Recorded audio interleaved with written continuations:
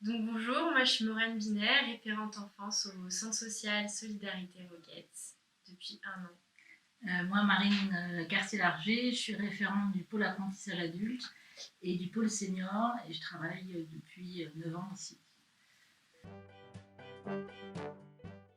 Solidarité Roquette, donc c'est un centre social, c'est aussi une association statut loi 1901. Et Voilà, c'est un centre social, c'est comme une maison de quartier.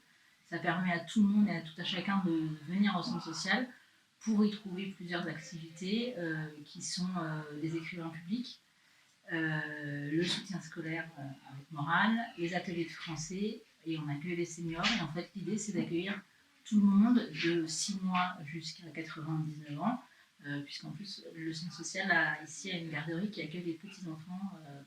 Et puis forcément, comme notre nom l'indique, la solidarité.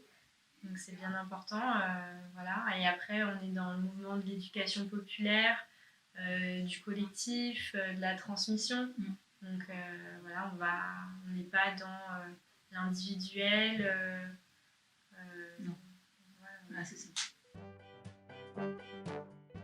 Sur les besoins de bénévoles principaux, on va dire que c'est les écrivains publics qui sont là pour accueillir le public qui est en difficulté dans l'apprentissage, dans la lecture et dans l'écriture et qui n'est pas en capacité de faire ses courriers tout seul. Donc ça va être même plutôt un écrivain numérique qui va faire toutes les démarches administratives pour la personne et avec la personne. Exactement, surtout avec la fracture numérique, maintenant c'est un besoin qui est vraiment énorme. Donc c'est vrai que on voit très bien que nous, les écrivains publics, ça ne désemplit jamais sur la semaine au centre social et c'est un réel besoin tout le temps. Donc on recrute en permanence des bénévoles toute l'année. Il ne faut vraiment pas hésiter à venir nous voir s'il y a des envies de bénévolat parce qu'on accueille à bras ouverts. Après, il y a tout ce qui est apprentissage, donc apprentissage du français et apprentissage du numérique.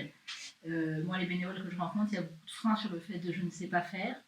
L'avantage du centre social, c'est qu'ici, on vous forme, on vous accompagne dans votre formation. Vous n'êtes jamais seul face à un groupe d'adultes en apprentissage du français, vous êtes toujours en binôme. Nous, en tant que référents, on vous accompagne aussi. On propose des formations grâce à la Fédération des centres sociaux et grâce au bénévolat. Et en fait, vous n'êtes pas seul, vous n'êtes jamais seul. L'idée, c'est que vous serez avec un bénévole qui va vous former, qui va vous accompagner, et avec la référente qui va vous accompagner dans votre bénévolat.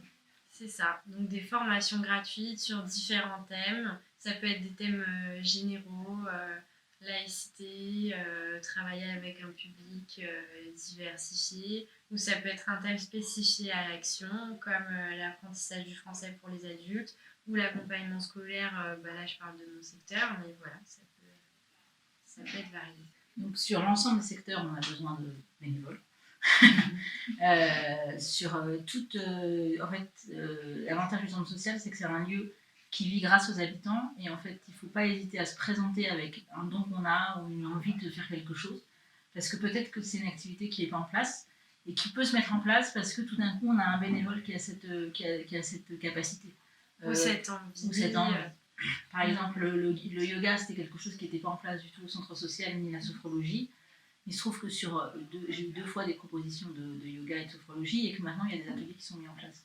Et qui marchent très bien. Ils marchent très bien. Ce que je veux aussi rajouter qui me semble important, c'est que être bénévole, c'est pas juste être bénévole, c'est être bénévole, être dans une équipe, ensemble, d'avoir des projets ensemble, de les mener ensemble, d'avoir des temps de travail, mais on a aussi des temps festifs la semaine prochaine et la fête des bénévoles où on accueille tous nos bénévoles et les salariés préparent un repas pour qu'on partage ensemble et c'est vraiment ça le bénévolat. Et moi ce que j'aime dans le bénévolat, c'est qu'on rencontre plein de personnes différentes, d'horizons différents, d'âges différents et ça c'est pas un frein. Enfin, l'âge n'est pas un frein, ça veut dire que vous pouvez très bien si vous travaillez et que vous avez 2 heures par semaine à consacrer à l'association, il ne faut pas hésiter à nous appeler et à rentrer, et parce que 2 heures pour vous c'est peu de choses, pour nous c'est très précieux et ça peut dépanner vraiment un secteur ou un autre sur les actions.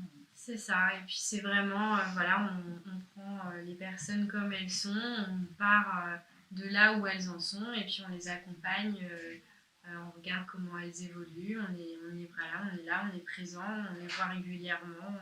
Le but c'est vraiment ça avec les bénévoles. Voilà.